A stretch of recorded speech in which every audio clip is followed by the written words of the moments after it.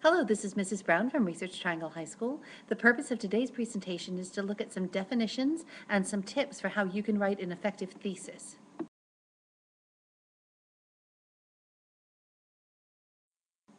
Now, there's a couple different ways to think about your thesis. One is the claim that you're going to try to prove. So the thesis is what you set up, and then the whole rest of the paper is going to be providing evidence and examples to show that your thesis is correct.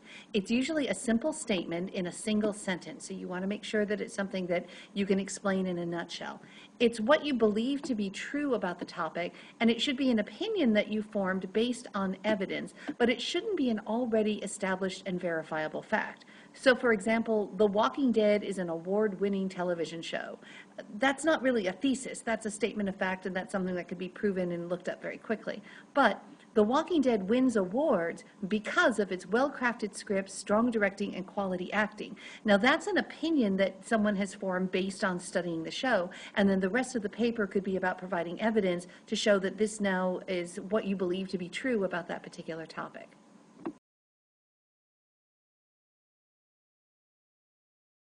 Now, there's two ways to form your thesis. One is what's known as an open thesis, and the other is a closed thesis.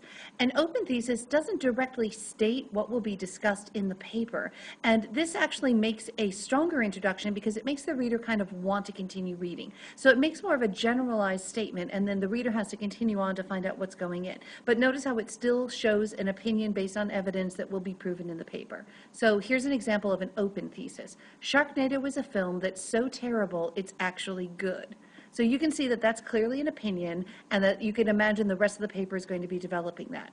Now, a closed thesis is what you probably are more used to. It's the classic kind of thing that you would write for your standard 5-paragraph essay, and it's what we've taught you in schools for many years now. This is a statement that directly states what the topics in your paper are going to be, and it's a little more organized. It's a little more what we call kind of workman, so it's a little less artistic and doesn't really show as much of a command of language, but it is really great for students who maybe aren't quite comfortable with a thesis statement yet, and those who need a little bit more structure that will help them write their paper. So here's an example on the same topic, same premise, but a closed version of this same open thesis from over here. Sharknado is a film that's so terrible it's actually good because the acting, special effects, and writing border on brilliant parody. So you can see from the closed thesis exactly what the rest of the paper is going to be about and what the topic will be. And I would expect that the next paragraph would be about the acting, that there would be a paragraph about the special effects, and finally some things that talk about the writing. And in the other one, though, it leaves it up in the air a little bit and allows the writer to kind of develop the ideas. So an open thesis is actually considered a more sophisticated way, as long as it's still a specific statement that you're going to prove, and is what you want to be striving for in your papers. But until you're really comfortable with that, it's absolutely fine to go ahead and start with the closed thesis to help you get your ideas organized and to make it really clear what your paper is going to be arguing.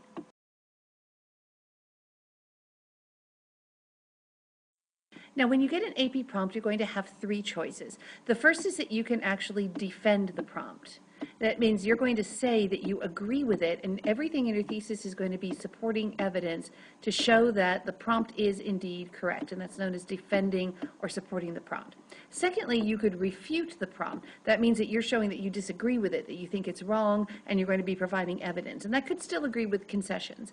And the third choice is to qualify the prompt. Now, when you qualify the prompt, it means that you agree with it under certain circumstances. So if you want to say that something like celebrities are role models, it's like, well, some celebrities can be role models, other celebrities maybe aren't the greatest role models. So you could agree with the prompt under certain conditions, and you could qualify it.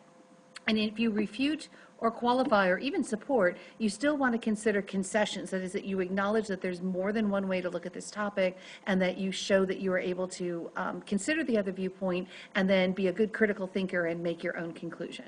So where does the thesis go? It's always in the opening paragraph, and it's usually the last sentence in your first paragraph. So it lets the reader, again, you might have a bit of an introduction that explains what's happening, and then you set up, this is my argument, this is what I believe is true about the topic, and the whole rest of my paper is going to be showing you my evidence to say how I got to that thesis.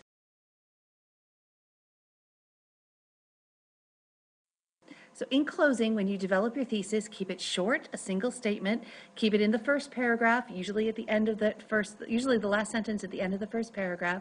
Keep it open versus closed if you can, and make sure that it is absolutely connected to the prompt. And that's it for how to write an effective thesis.